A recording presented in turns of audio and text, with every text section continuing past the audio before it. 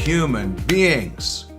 You one lovers, I am honored to be with you, thankful for you. I have thoroughly enjoyed this week's meditation. It's been for me refreshing personally. I hope it has been for you as well. I'm refreshed by meditation regularly anyway, but man, this week for some reason for me has had a special level of vibrational frequency of love and joy and peace. And that is really the core principle for me personally.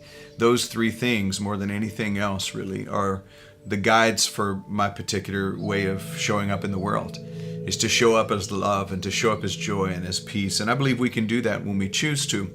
With everything that's going on in the world, anything that's happening in the world that is less than that vibration should cease.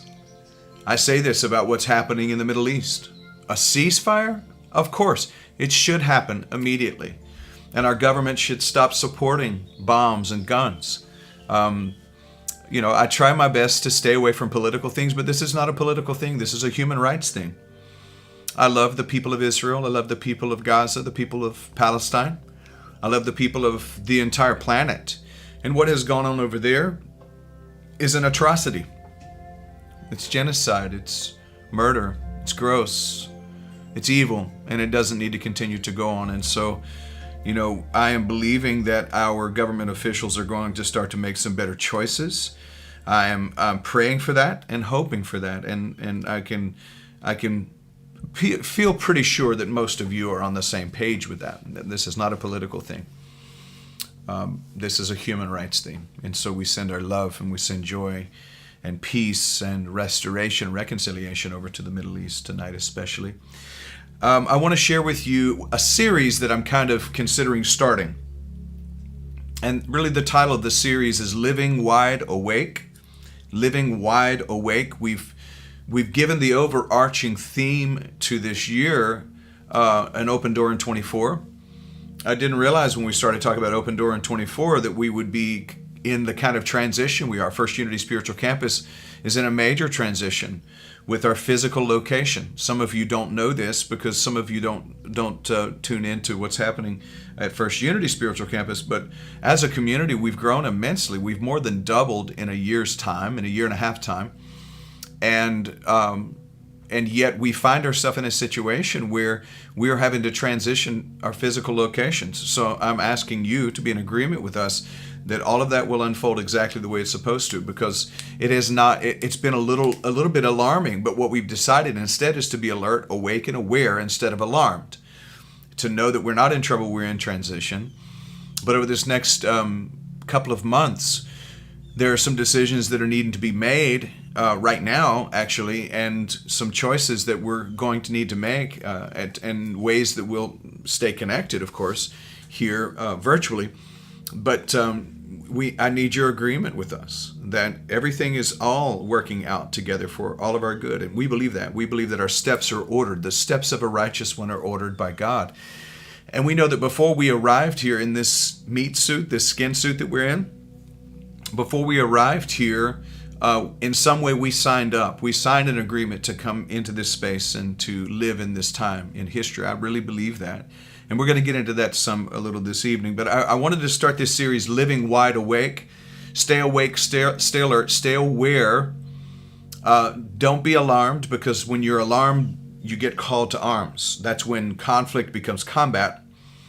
And that's when the violence begins. That's when we start to fight. And whatever you fight, you ignite. Whatever you resist will persist. You give it energy. And so we don't want to give energy to anything other than what we want to manifest in our lives. And that's positivity, love, joy, peace, all of those beautiful things.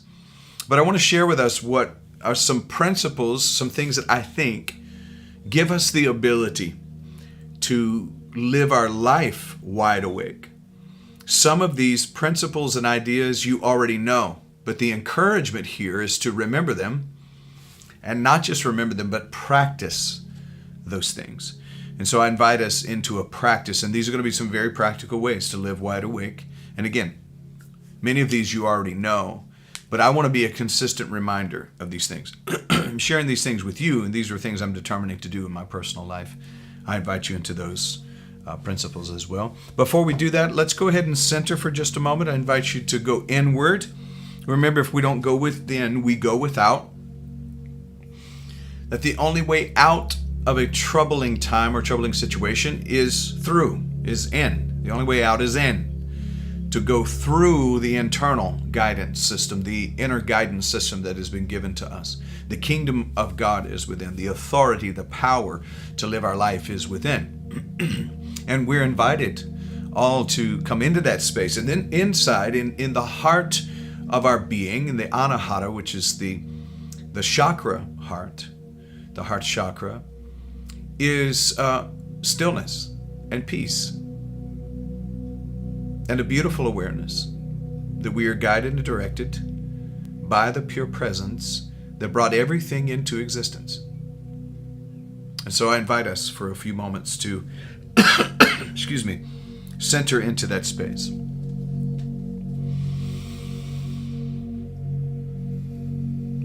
And so we receive a deep breath. And we exhale.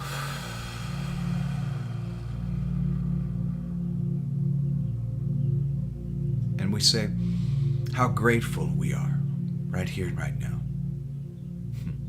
To be in this present moment, it's a great gift. That's why it's called the present. And right here, right now, we once again commit ourselves to living in the high vibrations of love, joy, and peace. We commit ourselves to remembering what has been often dismembered through conditioning and through the hypnosis, frankly, that is often put upon us in this life. And we say thank you. Thank you, sweet Spirit, Spirit of truth. Take from us what we don't need. Bring to us what we do need. We are surrendered. Spirit, lead me where my trust is without borders. Let me walk on the water wherever you'd call me. Take me deeper than my feet could ever wander, and my faith is made stronger in your presence. And so it is. And so it is. Excuse me. The pollen, I guess.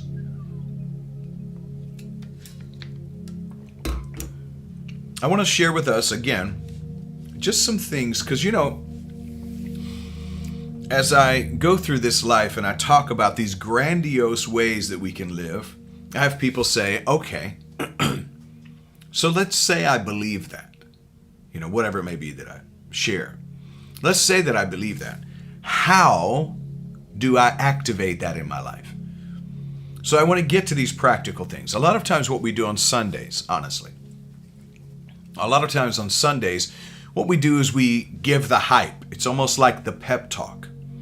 But I kind of during the week want to bring this back down to the ground a little bit and share with us access to some real tools that I feel like can help us to not just process these truths, but begin to practice these truths. Process how real and powerful these tools can be, but then practice the discipline of these tools. And this is the beginning of our series, Living Wide Awake, and we'll just call this part 1. And the number one thing I believe that brings us into an awakened spiritual way of showing up in the world is, and this is what I've chosen for today, first and foremost, love. And I've written some things down that I want to be very precise with. As we go through this process, this is going to be a little more, it's going to sound a little more like teaching, if that's okay with everyone. I'm a very spontaneous person, and all of you know that at any moment I'm liable to go off, but I want to share these methodical ways because I want us to get very practical about this practice. We've called ourselves New Thought believers, expanded consciousness people, inclusive people, progressive spiritualists, more than religious people. We consider ourselves to be spiritual. And in light of that, I think it's important for us to put forth some kind of a doctrine, not a strict theology, not a strict doctrine, but to put forth some really practical things for our lives. And the first thing to me for living and a living wide awake, first is love. I believe personally that love, that essence, that vibrational energy of love, is what fuels all of existence. Whether the spiritual quest be one of understanding divinity or just improving your own spiritual condition, love fuels, love energizes, love gives power to the essence of who you truly are. Love or presence is engaged by living with your breath as it brings you back to the now moment. Love always brings you back to the now moment, as I think this was our mantra during our meditation this morning, where unconditional love brings me back home to my heart. I am loved. I am supported. I am guided. Unconditional love brings me back to the heart. The mind is a wonderful servant, but it's a terrible master. For many, many years, people have been trying to live through more intelligence and more knowledge. But you can ever, the scripture, even the Bible says that they would be ever learning, but never coming to the knowledge of the truth. We can learn so much, and there's so much to learn about the life that we live in, but the true wisdom and the truth of who we are is located in the heart, not in the brain. And again, the brain is a wonderful tool. It's a central processing unit for the body. It is the sort of the bridge, if you want to use that terminology, if any of you who remember Star Trek or you understand what a cockpit is on a plane. So maybe the brain is that. But the fuel that makes this work, the fuel that gives this flight, that gives us the ability to fly, is love itself. It is the fuel of existence. At the moment of remembrance, you are immersed. When you remember to come back into the now, you are immersed, you're bathed in and rejuvenated in the highest form of divine love when you get into the present moment. Experiencing love is like experiencing time. Consider how humankind caters to time continuously. I was thinking about this today. We cater to time. And if we cater to love the way we cater to time, by setting appointments, setting alarms in our phones, writing things down on a calendar, what if you made an appointment with love the same way you make doctor's appointments? Or the same way you make business appointments? What if you begin to cater to love the same way you've catered to all of these other appointments in your life? What if the first appointment every day was to get into love and get into the now moment? And this is why I say at the beginning of every day, we want to live wide awake. At the beginning of every day, make an appointment to remind yourself to get back into love. Because love is the fuel of all of existence. Love is the pure presence. And again, at the moment that we remember that love is the pure presence and that love is the fuel from where everything comes to exist and everything is an emanation and a manifestation of love, when we know this, we become immersed and bathed in it, rejuvenated by it. And this is the highest form of divine love. You start to live in agape. And agape love goes beyond loving those who are easy to love when it is easy to love them. Agape love is making a choice to love no matter what. But the only way to do that, the only way to get into agape and start operating in that divine kind of love is to practice practically love. And so if you're going to cater to appointments, cater to the business that pays your bills, and there are a lot of people who think paying your bills is the most important thing, then that means you're in prison. You're trapped. You're not free. You're a slave.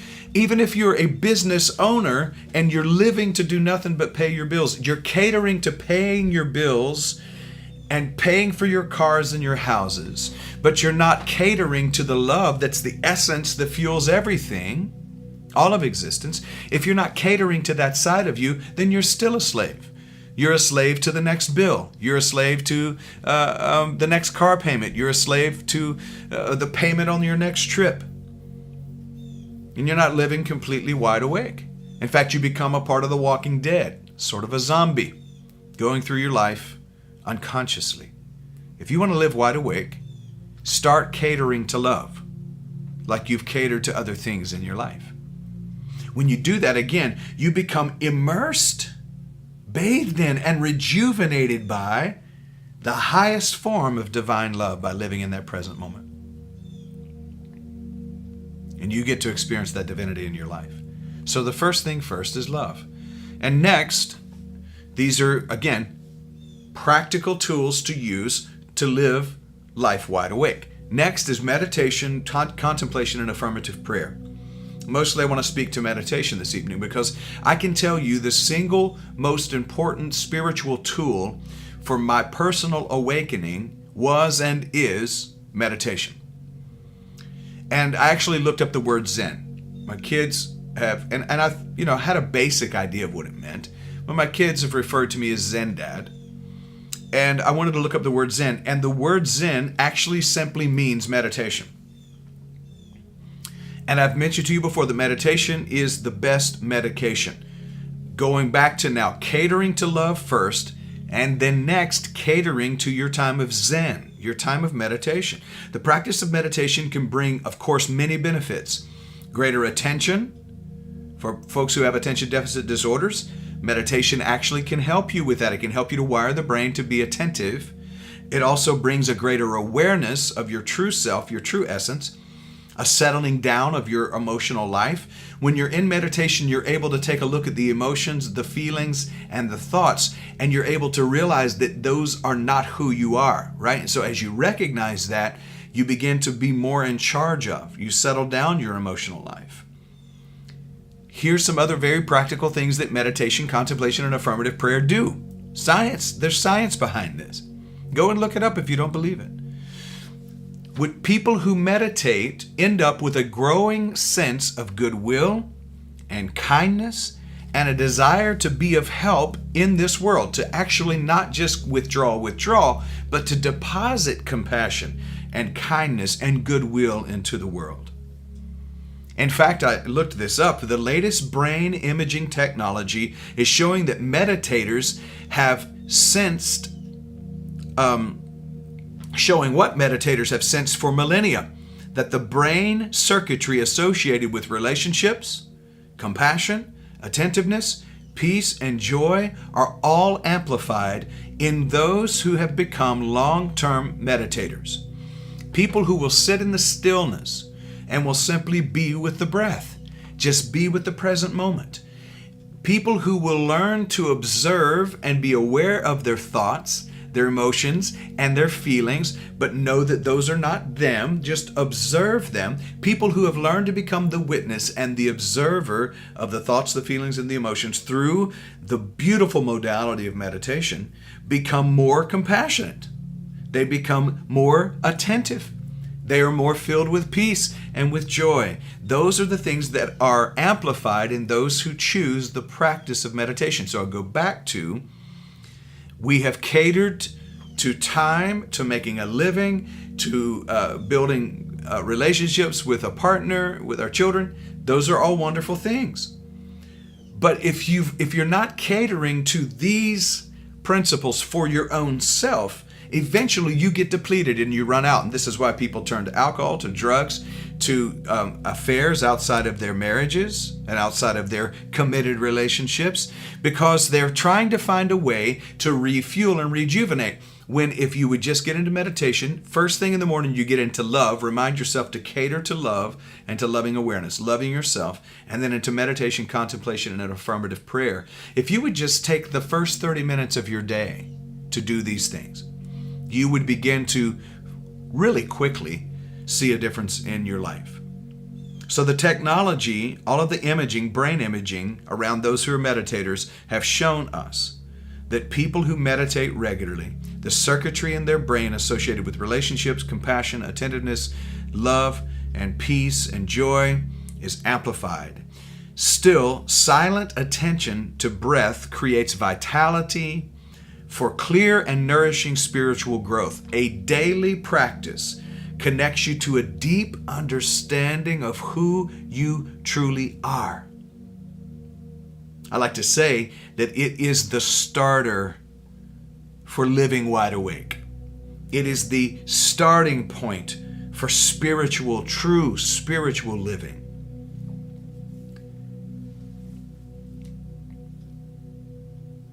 If you can get into this as a part of your reality, if you can build a habit around meditation, contemplation, affirmative prayer, talking mostly about meditation tonight, if you can build a practice around this, you'll literally change the rest of your life.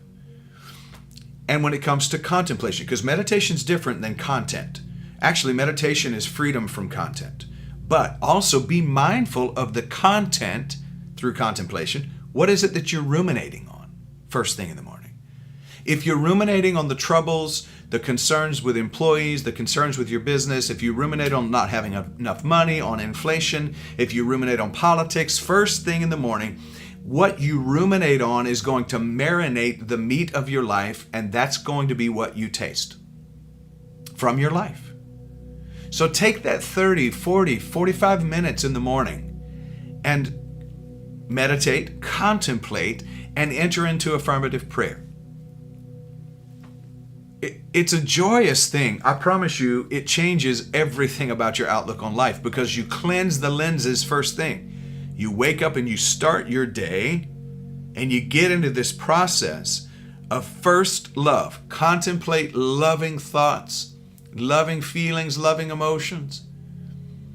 Maybe it's good for you to have a book by Eckhart Tolle or D.E. Polk or a book by Wayne Dyer or Deepak Chopra or Louise Hay or Temple Hayes or one of these, Marianne Williamson, one of these other great, wonderful spiritual leaders in the world. And you just read an excerpt from them to start your day. Maybe you do a guided meditation where maybe you have a hard time sitting still, but with someone talking to you through a guided meditation, maybe you're able to listen to affirmative things. Make these things a practice. I promise you, you will grow yourself, you'll expand yourself, but meditation then becomes the starter toward a healthy spiritual condition in your life. So love first, next meditation, contemplation, affirmative prayer, a combination of the three, or at least one of those three. And affirmative prayer is not begging God to make your day well. Affirmative prayer is I affirm that God goes before me. I affirm that joy is mine. I affirm that abundance is my nature. I affirm that love is who I am. I affirm that gratitude is my attitude. I affirm that I was given the birthright of abundance and well-being and health and goodness, joy and peace. I affirm that there's not a single challenge I'm going to face today that God does not already have a plan to bring me through. God, and this is an affirmation, God will never bring me to it without a plan to bring me through it. Affirm. All right, and lastly for this evening, because I don't want to run us over too late. So, cater to love, cater to meditation, and cater to remembering who you really are. Listen, if you'll do these three things, honestly, I mean, we can add some things over the next few weeks, and I plan on adding some things to make this series whole. But if you'll cater to these three things, if you'll just start here, magic is going to show up in your life. So cater to remembering who you are. And so I wrote a few things down I want to share with us. I want to make sure I get some of these things to you. From the womb to the tomb, the most important thing we can do is remember who we are and where we're from. We are not human beings having occasional spiritual experiences. We are spiritual beings having a human experience and a temporary human expression.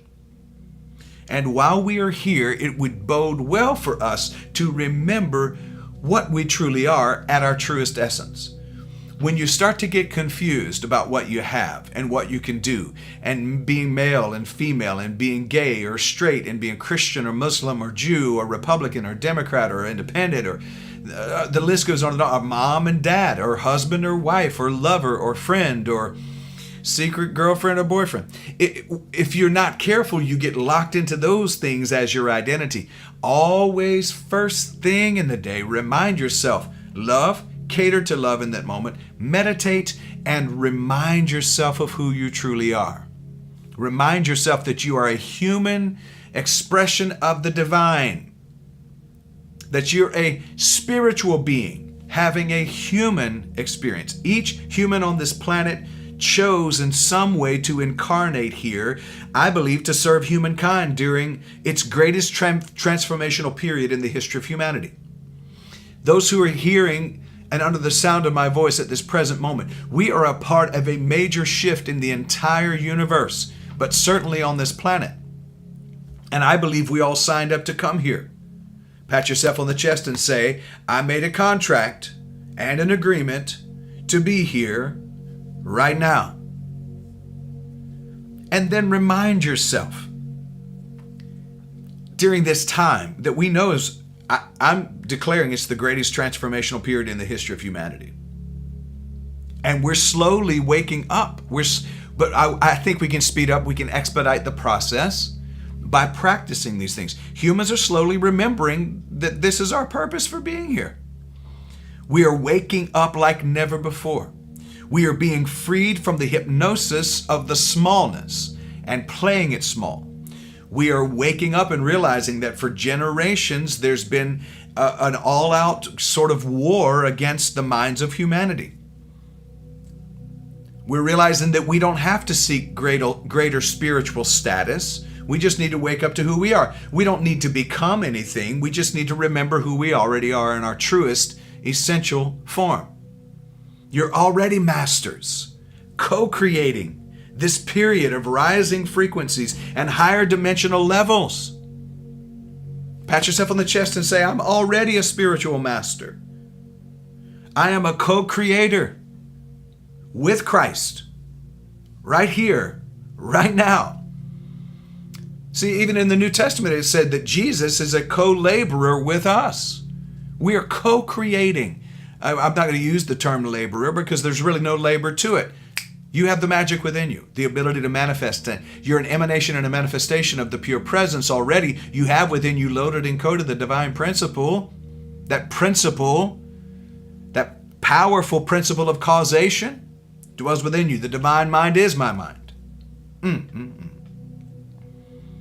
But we're already masters, co-creating in this period of rising frequencies and higher dimensional levels. Maybe you've merely forgotten. The amnesia right now is being healed and the truth is being revealed. Those who are listening and tuned into this right now, you have a deep resonance in your soul with this. Otherwise, you wouldn't be tuned in to this kind of a movement. This One Love Consciousness movement. This international communion of expanding consciousness. This First Unity Spiritual Campus, Spirit and Truth Sanctuary, Agape Ministries, other ministries around the planet, all over the planet. Waking up to this as our reality. We have a deep resonance in our soul that tells us this is the truth. And that's what you're feeling. When you feel those goosebumps as you listen to this message, it's not because I'm telling you something that you don't know. It's because this vibrational frequency is vibing with a vibration that's already within you. I have nothing to teach you, but to share with you a reminder. And I say to you tonight, your beauty is indescribable, and it's yours to discover. Your beauty is indescribable, and it's all yours to discover, to recover, and to uncover within you through love first, meditation, contemplation, and affirmative prayer, and simply remembering who you are. These are some keys for living wide awake. Can I get a witness up in here? Somebody.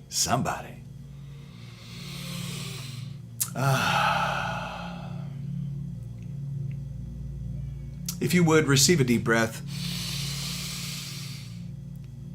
and maybe say aloud, I choose to live in this flow motion, this glow motion, this grow motion. I choose to allow this to flow to me, for me, through me, and as me. I choose to live fully awake, wide awake. And so it is. So again, to recap, in our first of this series, part one of this series, Living Wide Awake, first, love. Next is meditation, contemplation, affirmative prayer. And then remembering, number 3, remembering who you truly are, or remembering what somehow life so far has dismembered. And I go back to these words. Let these words ring out. From the womb to the tomb, the most important thing we can do is remember who we are and where we're from, what substance we're built of. Okay, y'all, I'm going to get up out of here now. I've held you long enough for this evening. I'm so excited about this series. I think this is really in the process of unlocking some things for us.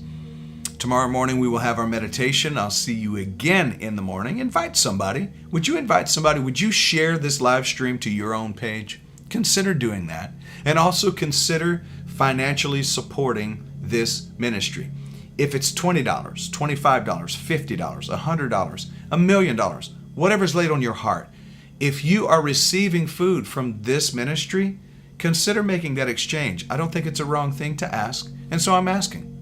And thank you so much for being willing to be a part of that. Now, the giving screen is going to be up on the way out this evening, but if you prefer using Zelle or Cash App or any of those other things, just inbox me. Send me a message, and I can get you that information privately. It's a secure way to give, and your gifts are necessary for us to do what we're doing.